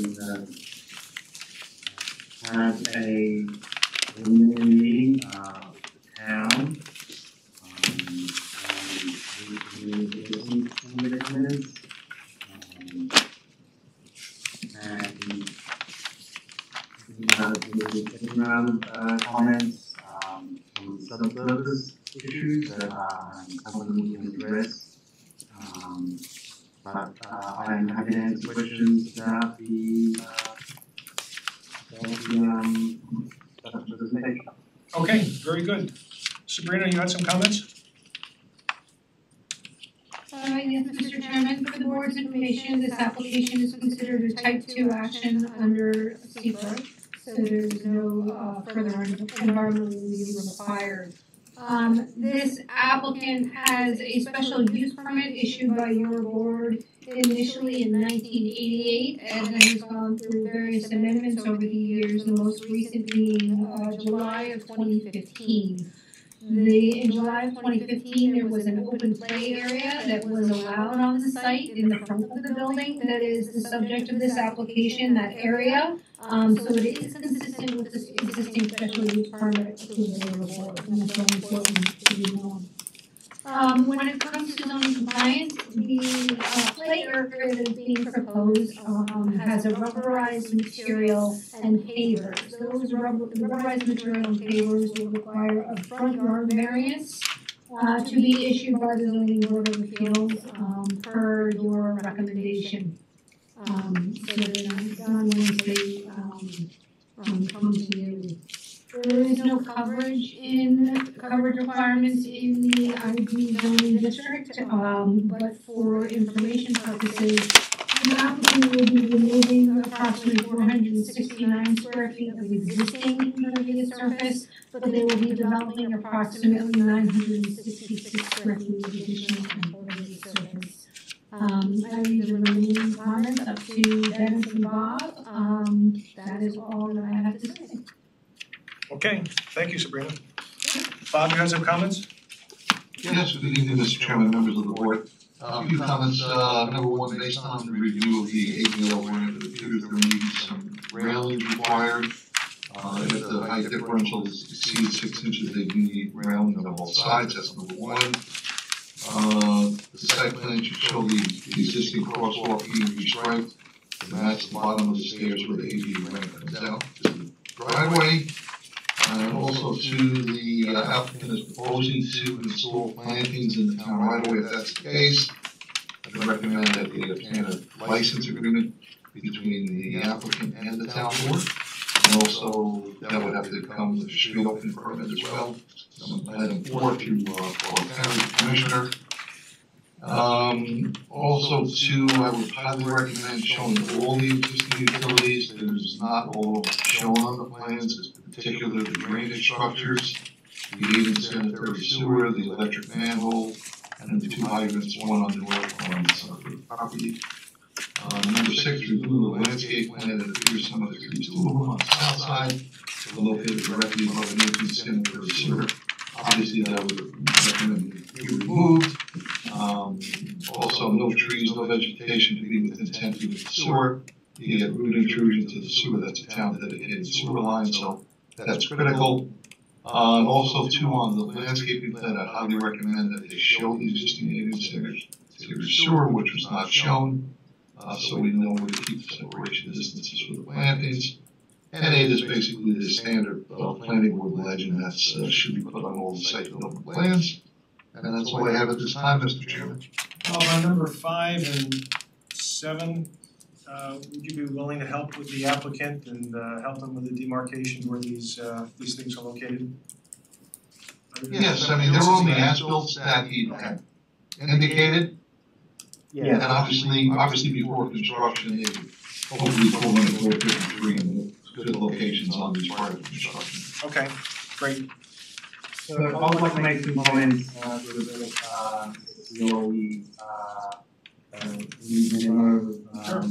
addressing the site plan. So first one regarding the ramp. So in light of this, all these comments, we would like to avoid potentially putting in the railings, so we'll rework the step, reduce the step to the 6-inch step, and regrade the path coming up, obviously to avoid it being a 6-inch rise, but we just feel from the site perspective, it's quite a small area and quite a small step, so I think it's aesthetically, I think it'd be better not to have it if we can maintain compliance with the ADA code, but potentially not put that railing in. So I would revise that. It's a small adjustment. We can, there's quite a substantial amount of path leading up from the existing area, and I think we can deal with that. Good.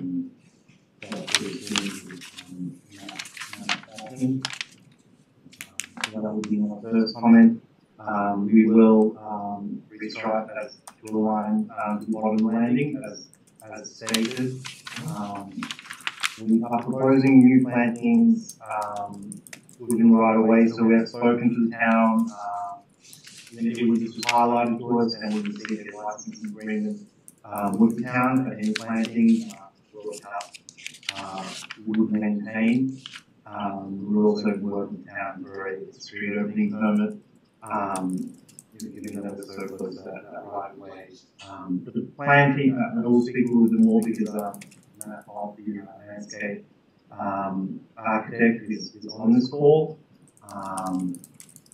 But in regards to Ms. Scioli's fifth comment, I believe Ms. Scioli is referring to an original landscape plan that's on record, the original site plan that is on record with the town, which we do have a copy of, and we would show in the final construction set or the board applies the final set of approval, the 8-inch sanitary sewer, the culvert. Is this the plan that Mr. Scioli is referring to? The existing September 14th, 1988. Yes, it's basically a combination of the original site plan done by Campbell many years ago, and also the updated as-built that you had obtained from your surveyor, so combination of the two. So we have a copy of that, and we will update the site, our proposed site plan with some of this technical information regarding the sewer. I believe the biggest impact have would be on the shade trees that we're proposing. So we would have to remove those. I was looking that it is in fact the sewer is shown at 10 feet approximately off the property line going right in the middle. So I guess I'd like to clarify that no plantings should be within 10 feet of the sewer, including low-level shrubs or things like this. I would recommend discussing that with the Commissioner of Public Works. He's the one that makes the final call. But I know for a fact when we do sewer designs, we always keep minimum 10 feet away from the trees. So the shrubs might be okay, but I would reach out to Mr. Carey, the Commissioner of Public Works, to get his blessing on that. Well, I guess we would, the shrubs below the retaining wall along the property boundary there was sort of in response to some of the comments made by town. But with sanitary sewer, they appear to be causing a little bit of a problem. So I mean, we would be happy, well, not include them. It would, since it's encroaching on the sanitary sewer, that would have to be at the discretion of Ms. Dennis-Riley. Discussion maybe with the landscape architect as well. We could avoid that. I would recommend if you the trees are pretty much out, I know that for a fact, within 10 feet. The shrubbery, give me a sketch, a revised plan if you like, Mr. Chairman. I can send this down to Art Carey before the next meeting, get his blessing on this, and we'll know how to proceed at the next meeting. I can do that in the meantime, between the meetings if you like, Mr. Chairman. Sure, I think that's a good idea, if the applicant supports that. Very good, will do. Okay. Good. Okay, Dennis, you had comments? Sure, trying to follow up to Bob, you're playing inconvenient truth tonight, I'm usually out of that role. So, when I look at the planting plan, obviously I'm looking at what's existing, what's proposed, and, I was positive to it. Nice variability, diversity, and consideration for, a number of adjacent areas, surfaces and whatnot. So the only thing that kind of, when I looked at the plan, and then I afterwards read, Mr. Holder's letter, I was like, this place is going to get hot in July and August. So my only concern was irrigation, and I didn't commit to any preferred alternative, but I agree that this is probably one of the few places in Chappaqua that would experience the quote-unquote urban heat island effect. So I think you need some type of long-term irrigation plan, and it may be not feasible to do a permanent sprinkler system like something subsurface, but even to connect the hose to a faucet, or an exterior. Because I'm concerned, obviously after planting that first summer could be problematic. So that was my only concern. And then to the additional comments, I don't know if you guys were fans of the Cubs, but if you wanted a Wrigley Field wall and make it like ivy, if that was something to consider. I know that seriously, it's starting to fill in now at the Conifer building. I know that's over a wire grade, but I give them credit, because I thought that was a nice, for having a limitation, it was a nice, sort of attempt to at least, put something green in. So you may not have to be that severe, but I just mentioned it.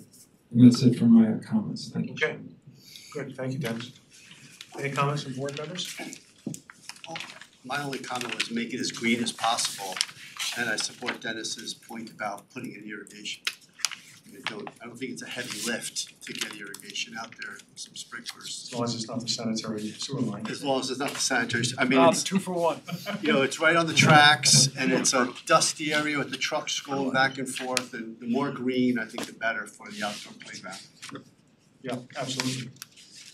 Good. I will have to have a look at before the sprinklers system. You know that the facility does have, I believe, at least 3 caretakers, so I can discuss this with the manager, and they would be taking care of this new facility. The wall in front of the building, so they'll also be interested in maintaining that. So the first thing that comes to mind is having the caretakers will be cleaning and thoroughly maintaining the facilities. They direct traffic. Everyone's seeing that they would be capable of, I think, watering this. There was a way we could do that because irrigation, the potential for backflow. Probably an aquifer preventer, and I'm not sure the facility does not have a basement, so it might be primarily looking to have maintained with the caretakers. Matthew Pop, landscape architect, prepared the plan. Most of the plants are fairly drought tolerant plants. We can certainly change 1 or 2 of them out to make more drought resistant. But I would agree the first season is the season that we would have to make sure that they're watered. Once they're in, I think that the second year they would be fine, probably without irrigation, especially if there's a drought, if it's a severe drought, if there's a caretaker who could just come out and water those. It's unfortunate we can't put the trees in the front because there's no overhead utility lines. Usually that's a limiting factor for shade trees, but maybe we could stick them somewhere else. Yep. Be great if we could do it. Anyone else? I just want to say that I'm very pro playground, and if they meet the codes, you have my vote. Yep. Good. All right, we need to go to a public hearing on this. So we don't have much in the way of I think these changes could be done pretty quickly, working with staff. Again, the next submission deadline is April 29th for the May 21st meeting. So if you feel that you can get your material out for April 29th, we're happy to see you in May. Sorry, the next submission was April 29th, it's a Monday. So that will be a public hearing. We would schedule a public hearing in May, but you need to have your material in by April 29th for the May meeting. May, okay. Yeah, I believe we can meet that. So we do still have to go through the zoning board process. So we'll have submission and we'll update the plan as per the comments. Terrific. So if you have that in by April 29th, we'll schedule you for May 21st. May 21st. And is there is there a motion to schedule a public hearing for May 21st? Motion. Second? Second. Yeah, Is the board in favor of allowing the applicant to submit for the zoning board of appeals? Because that is a minimum of a 2-month process for them there. Sure. Yes. And I think they can anticipate that we'll send a letter of support to the ZBA. Yep. Alright, so you can make application to the zoning board of appeals for your front yard variance. So we did the motion for the public hearing, right? Yes. So we did now the motion for the resolution. Motion. Second? All in favor? Aye. Aye. Okay, so we're set there. And I guess we can, do we need a motion, John, for the letter of support to the ZBA? Yeah, we're gonna refer to the ZBA, right? Well, yeah, it's going to the ZBA anyway, so I guess we will support it. Is there a motion to that? Motion? Second? Second. All in favor? Aye. Okay. So I think we're set. So we'll see you on May 21st. 21st. Thank you. And we just need to notice that public hearing, so if you feel that there's a problem making that meeting, please let us know and we can accommodate a different notice. I think that we should attend the meeting. Can we expect approval at that meeting or would that be possible? Say that again? When could we expect approval from the planning board? On the 21st, if everything goes as planned. No, because we're drafting a resolution. And regarding the zoning board, I believe the next zoning board deadline is on the 26th of April. Will this resolution allow us to make the next zoning board meeting in May? The board is giving you a letter of support, so you can apply for the ZBA tomorrow if you would like. We'll do that because this is the process and we'll ideally this be done at the school during So I really appreciate everyone's approval of this. Terrific. Thank you, Mr. Steve. The ZBA is even nicer. Okay, we move now to our next item. This is the BIA American Kitchen, 480 Bedford Road. This is an application for a site development plan application and permit for a sidewalk cafe. This is up at Chappaqua Crossing. Hi, everyone. Hi. Okay, I'm here. I've been here all the time. Sorry to hear it. For your sake. No, I'm sorry for you guys. We appreciate the sympathy. You don't know that. It looks like I tried to get my architect on the contact, and I get in contact with him. I a little bit took my kids on spring vacation. I wish I was in person there tonight. And he also plans for the, we call it the sidewalk cafe for the restaurant. Yep. The architect was very nicer, but everything is, I hope you don't need nothing else as of drawing.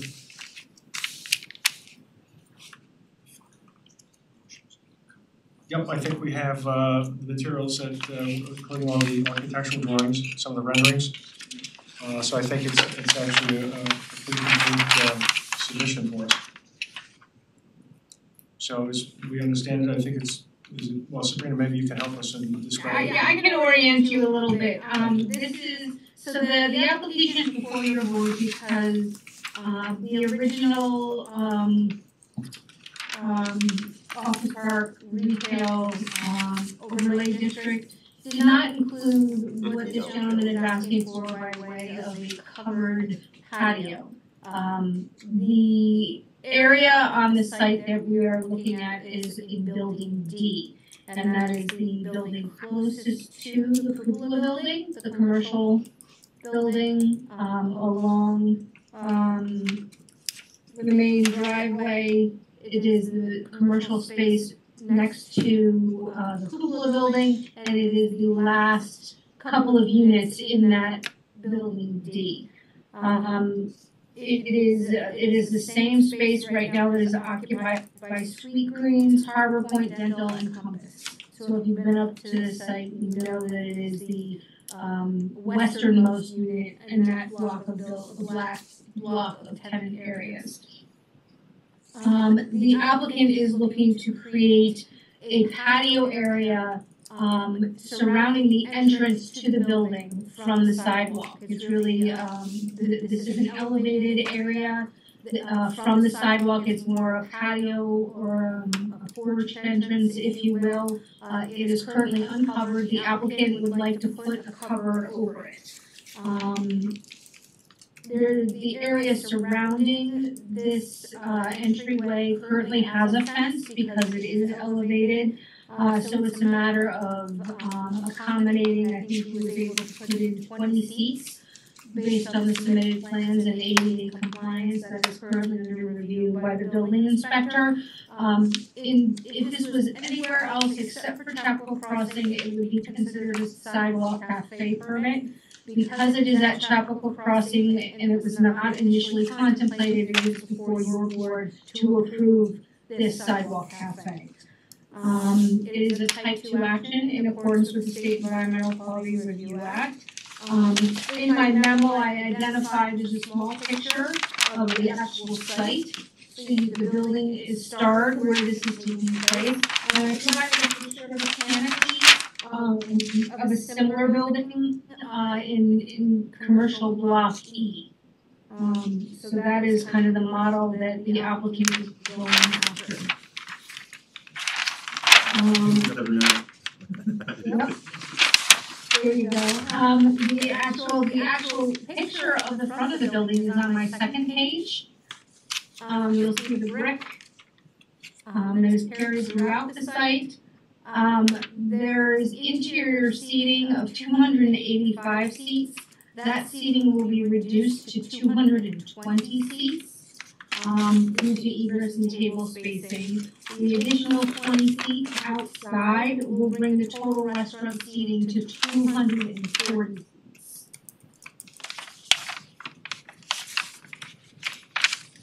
And that's all I have to say. Okay, great, thank you.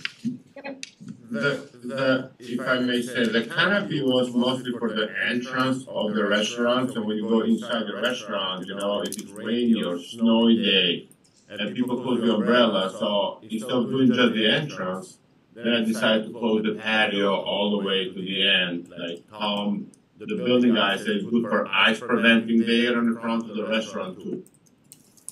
Yep. What's the height of that area, the ceiling that you'll put in? The ceiling of the canopy? Yes. I think my architect made it there, I think it's 12 feet from the patio floor, the bottom of the patio. Do you anticipate of the roof? Do you anticipate using those portable heaters in that area? And no. Okay. The back one? Yeah, in the canopy, in no. those. Okay. No. So it'll be just whatever. I'm sorry, I hate them in my other restaurants. They look awful. They fail, they break. It also cause fires. Yeah. Good. Okay. I got a few questions. Go ahead. Yeah. So there's two drawings, an A1 and an A2. Are those options? Yes, there are options to drawing, because I was in front of town engineers, and they didn't want me to make the same patio as the building E, which is 4 doors up from where the restaurant will become. Right. So give them an option to be, because I have a brick building and they have a colonial more looking building there. That's my next question. That you have a warehouse type building you're moving into, and it looks, you know, it's a brick building. To me, it wants to have more of a metal feeling canopy than a wood structured canopy, but the drawings are calling out AZAC, which is more of a wood residential type of material. Has any thought been given to make this canopy look more warehouse-ish, so it works better with the vernacular of the existing brick building? Can I do a metal roof? I think you could do anything you want to do. I'm asking you.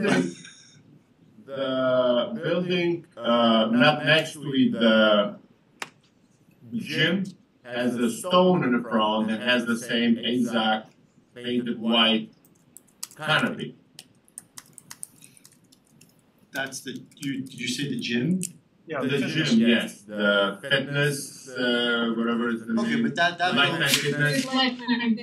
I understand. So I'm looking at your building, which to me is a warehouse, right? That's the look that it's presenting to me. And I was concerned that the canopy that's on the first page of Sabrina's memo, and I don't mean Sabrina's saying that's the design they're gonna do, but that's what I inferred from the memo, was that you guys were gonna take the wooden canopy from 2 stores down and just replicate it in front of the warehouse building. And that's what I wanna make sure is not occurring. No, that is just for visual purposes to show consistency. He's actually proposing, and correct me if I'm wrong, he's proposing a metal Or roof. the columns. I'm worried about the The metal columns. roof and the metal railing will stay What's it existing look one. like aluminum lampposts, right? So the columns, I think if I'm looking at the drawings correctly, the columns are wrapped in AZAC and maybe they wanna be more of like a lamppost type of shape because that kind of goes more with the vernacular of a warehouse. And the lampposts that happen to be on the street, I'm not saying that exact section or that exact profile, but something that has more of a, if you're in Soho and you're in the Soho district and you see the kind of metalwork that's there on the cast iron buildings, that feels like it would work better here than something that's an AZAC wrapped column. Just food for thought. And does this go to the ARB, Sabrina? Yes, it does. It does. Sidewalk Cafe, when he's through with your board, he will apply for a building permit and it will be sent to the ARB. And your resolution can also direct them to go to the ARB. Okay. So I don't disagree with your comments.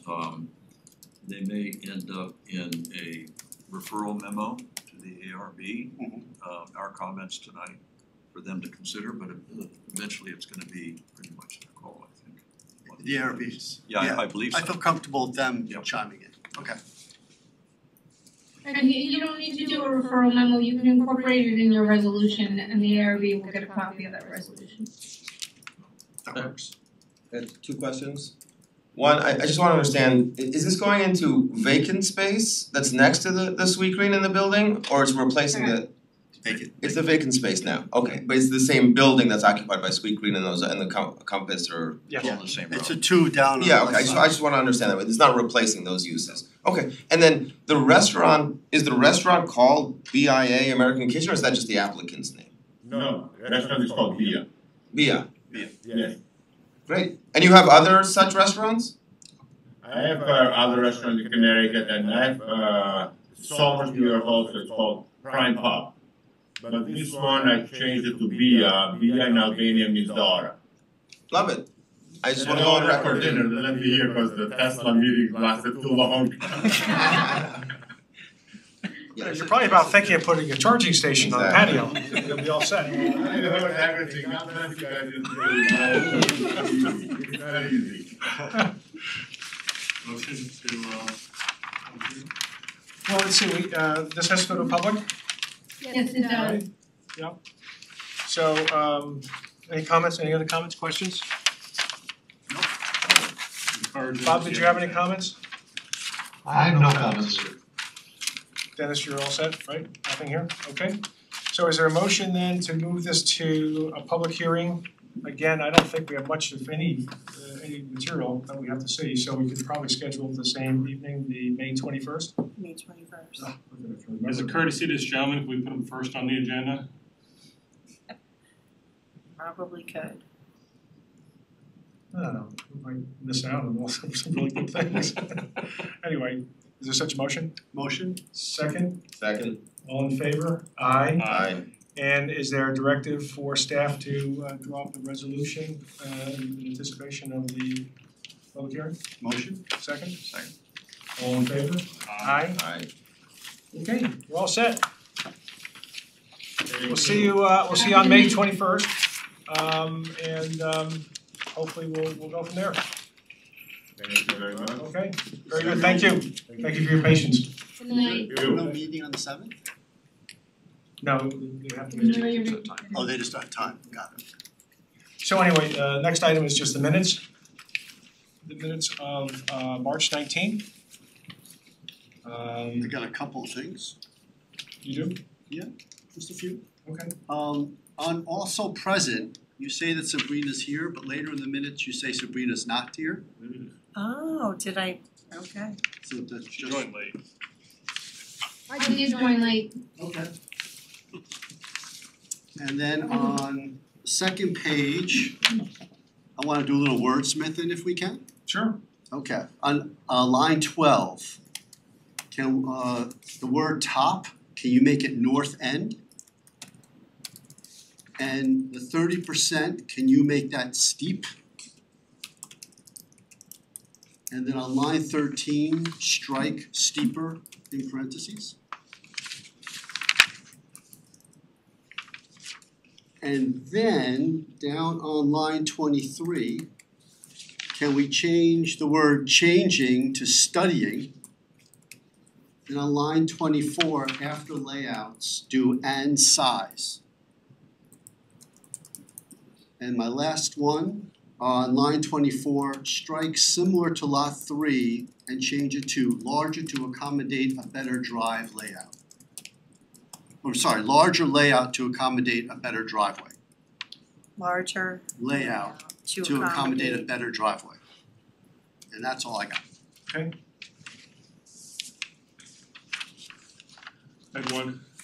It was in the conversation that starts on 57, goes down to 63. Wait, what page? Page 2. The gentleman was talking about how he had all these borings that I brought up, that he didn't have a test pit in that potential fill area. That's right.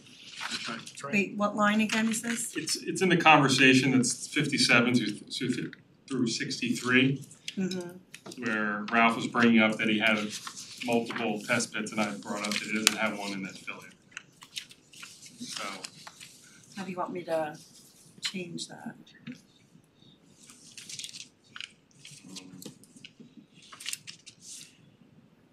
After line 60 after soil, Mr. Ziegler pointed out that there was no borings in the backfill area. Yep. In the backfill area, okay. Okay, anyone else? If not, is there a motion then to adopt the minutes? Motion? Second? As amended. As amended, yes, thank you, Mr. Boomer. Second? Second. And all those in favor? Aye. And we had some absence, okay, good. Is there a motion then to close the meeting? Motion. Second, very enthusiastic. I was excited about that one. Who seconded? You're welcome. I think Tom seconded. Yeah. Yeah, I did. All in favor? Aye. Aye. Very good.